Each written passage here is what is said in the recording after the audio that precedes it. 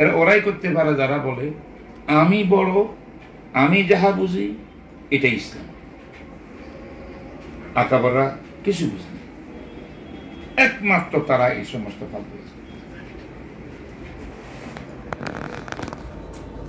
কারণ আমি এগুলা নিয়ে মুখ খুলি না, কারণ আমাকে তো শেষ করে ফেলা উল্টা পাল্টা লেখে, শুধু নোমানের বিরুদ্ধে লেখে না।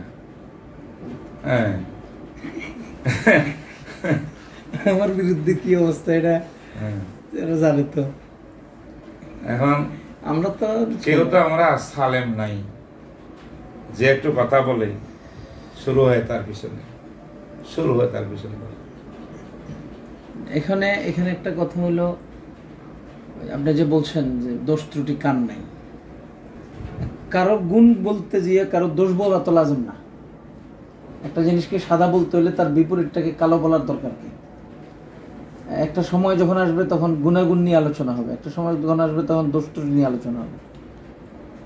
এখন আমাদের একজন বুজুর্গ যেমন কেরাত প্রশিক্ষণ আলোচনায়, কেরাত প্রতিযোগিতায় প্রধানমন্ত্রীর সামনে কি কথা বলছে, সেখানে প্রশংসামূলক কথা বলছে।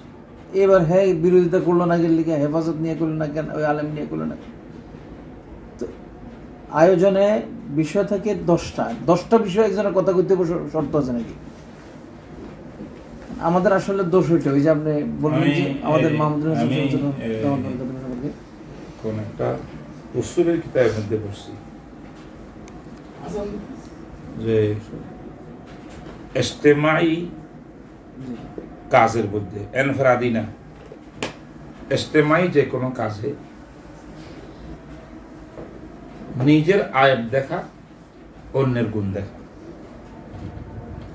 আয়েব নিজেরটা আমি দেখবো, আমার ত্রুটিটা, যে আমি এই সমষ্টিগত একটা ইজতিমাই কাজ, আমার মধ্যে এই ত্রুটি আছে, আমি কেমনে এখানে মুনসালেহ হবো বা আমার দ্বারা কি হবে, আমি এটা সংশোধন ইসলাহ করি। আর যাকে আমি দেখতেছি তার ওই আয়েবগুলো নাকায়েসগুলো বাদ দিয়ে সলবিয়াত আর এই জাবিয়ার মাশাআল্লাহ এর মধ্যে এই গুণ আছে, এ পারবে, ওনার মধ্যে এই গুণ আছে, ইনি পারবে। আমার তো নিজের দোষ দেখা, অপরের শুধু গুণ দেখা, দোষটা না দেখা, এটা ইজতিমাই উমুরের মধ্যে লাজিম একটা উসুল আছে।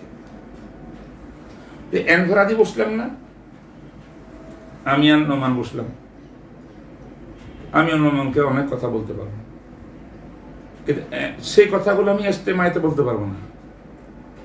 কথা বুঝে এসছি কিন্তু আমি কি ওরে এনফরাদি কথা বলি না? সলবিয়াত থাকলে বলি, আমার নজরে ধরা বললে কোনো কিছু বলি, এটা এনফরাদি বলা যাবে। এনফরাদের মধ্যে আমি তার দোষ দেখবো, সেও আমার দোষ দেখবো, আমার নেগেটিভটা দেখবে। যদি হে আমার মহিব হয়, তাহলে আমার কোনো ত্রুটি থাকলে হুজুর এই জিনিসটা এমনি করেন যে এটা একটু এইরকম হয়, আদবের সাথে বলবে বড়কে। এটা এনফরাদি। ইজতিমাই উমুর মে क्या है? নিজের দোষের দিকে দেখে নিজের ইসলাহ করা, অন্য সবার দোষ বাদ দিয়া, সালবিয়াত বাদ দিয়া শুধু ইজাবিয়াত দেখা, ये भी एक उसूल है।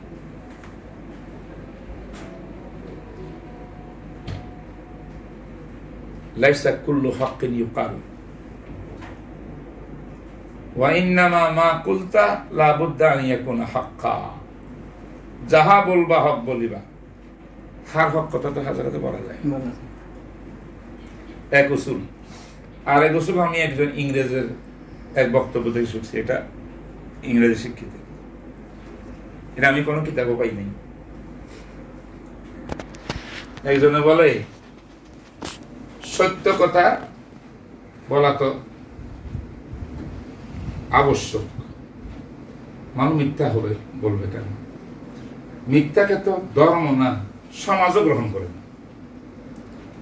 কিন্তু সত্য বললে পুরা বলতে হবে, অর্ধেক সত্য বলা যাবে না। অনেক সময় অর্ধেক সত্য মিথ্যার থেকেও জঘন্য হয়। কি খুশি বলেন তো?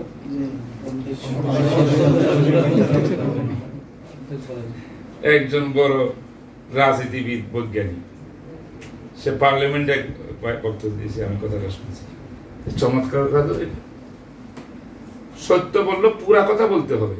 এই যে কাট কাট করে করে বয়ানকে উল্টা পাল্টা দেয়, গালাগালি হচ্ছে।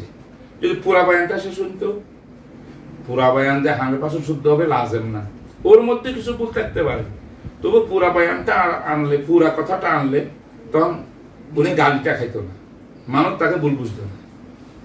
এই কাশির যেটা করে এটার বিরুদ্ধে ইউসুফ যে কামনা মাজা, সত্য বলো পুরাটা বলো। আদা সত্যে অনেক সময় মিথ্যার থেকেও জঘন্য হয়ে থাকে।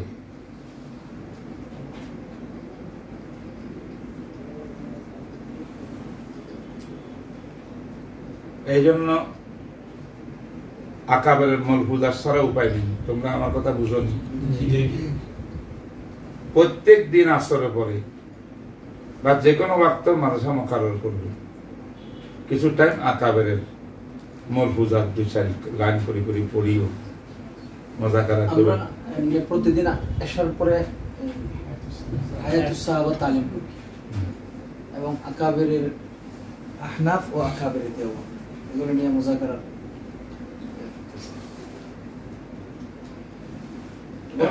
আমরা ওই আসরের পরে মাগরিবের আগ মুহূর্তে ছাত্রদেরকে হাজির করি মাগরিবের জন্য। আর ওই সময় ওস্তাদের বসিয়া ফকত আকাবের ইবারত করিয়া অনুবাদ করে। থানবী সাহেবের সালাম, কামালে আশরিয়া, আরো বিভিন্ন আকাবের আছে। এত মূল্যবান এক একটা কথা, আমরা তো এলে বড় বড় কিতাবে তালাশ করি, আকাবেরা যেগুলো বলে গেছে মালফুজাতে আকাবের, বিশাল বিশাল একটা অধ্যায় শিখা আছে। একটা জুমলা পুরো একটা কিতাবের খোলাসা, কথা বুঝছো? ওইটাও মাঝে মধ্যে পড়লে ভালো। হায়াতুস সাহাবা তো এক লাইনের, দাওয়াত তাবলীগ হইল, হাদিস আসলো সামনে, সাহাবাদের জীবনী আসলো। আকাবের বলতে আমরা আকাবের দেয়াবন্দের কথা বুঝেছি, যেখানে গঙ্গুই সাহেবের কথা, থানবী সাহেবের কথা, মাদানী সাহেবের কথা, আরো বড় বড় আল্লাহ কথা, সেগুলো আমাদের খুব ফায়দা।